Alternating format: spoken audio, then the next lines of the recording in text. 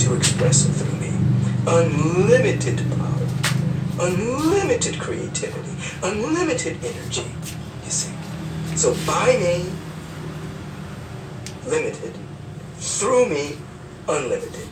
By me, masculine, through me, feminine, you see.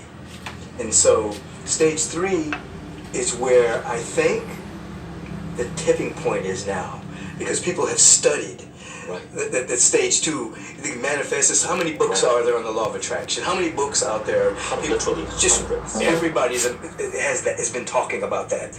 Now the tipping point is moving and reclaiming surrender, reclaiming allowing, reclaiming letting, but not from the old concept of it. You're not surrendering to negativity, you're not acquiescing, but giving up to negativity or a condition. You're surrendering to something within you that wants to emerge.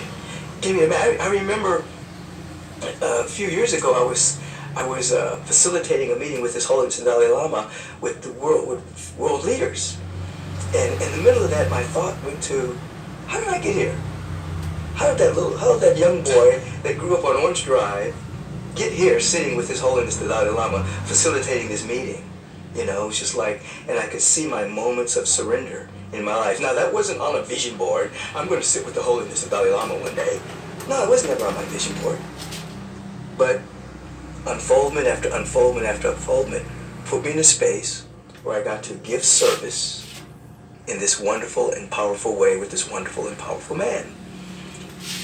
When we live at that level, we can't even sometimes comprehend yet, because it's outside of our present paradigm, what's trying to come forward. But we yield to it with the awareness of what we've learned in stage 2, that life is for us and lawful. Amazing. And that's just stage 3. Yes. And I remember I first learned that from you in 2015, and it blew my mind. It shifted my life. This is why I refer to Michael so often in my book, Code of the Extraordinary Mind. That's powerful. And I remember in 2015 when we were talking, you also explained to me why this graph was so important, and I wanted to share it with the audience here. You said, when one can see this as a roadmap, we are better in control of our conscious evolution. We know where we can go. It's like a map of understanding our potential. And that's why understanding these 4 stages is so important. So let me recap for a moment. Stage 1 is life is happening to me. It's victim consciousness. Stage 2 is life is happening by me. It's manifestor consciousness. Stage 3, which is this shift that's happening in the world right now, almost 20 years since you appeared in that movie, The Secret, is life is happening through me.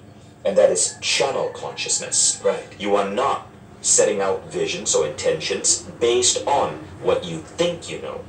You are channeling that from what is the universe or your soul's intention for who you are to become. Yes. But that is still only the 3rd stage. It's a very high stage, though. It's a very high stage. Tell us about the 4th stage. Yeah. The 4th stage is a state of being, where the sense of separation between you and life has dissolved. And you realize that you're at one with life, that you are an emanation of this life. Just as a wave is an emanation of the ocean, the sunbeam is an emanation of the sun. Same quality as the sun. The heat, the luminosity, not separate. If a sunbeam were to be separate from the sun, it would cease to exist. So we're emanations of life. You can call that life God. You can call it love, intelligence, beauty, whatever name you want to give this. It's a presence that's never an absence. It doesn't come and go. You don't have to pray for it to come here, because it's everywhere, because it's omnipresent. It's omniscient. It's omnipotent, you see.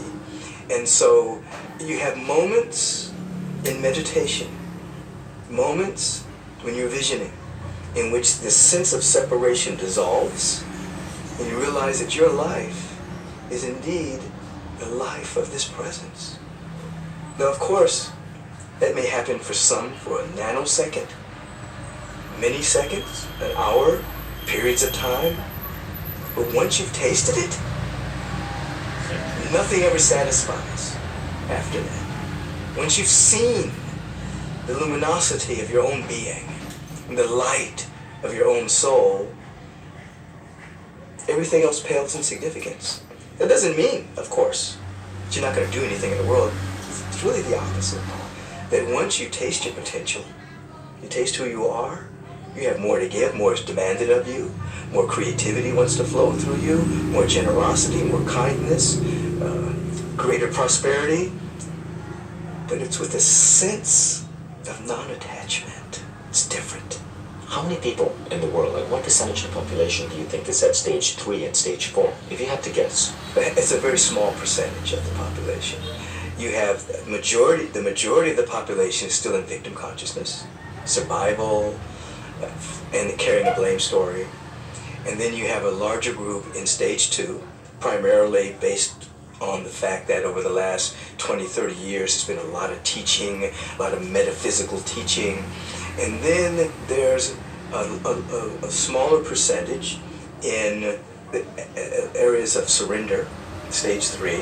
It's increasing though because people are learning the art and science of meditation. They're learning the efficacy that meditation is not woo-woo.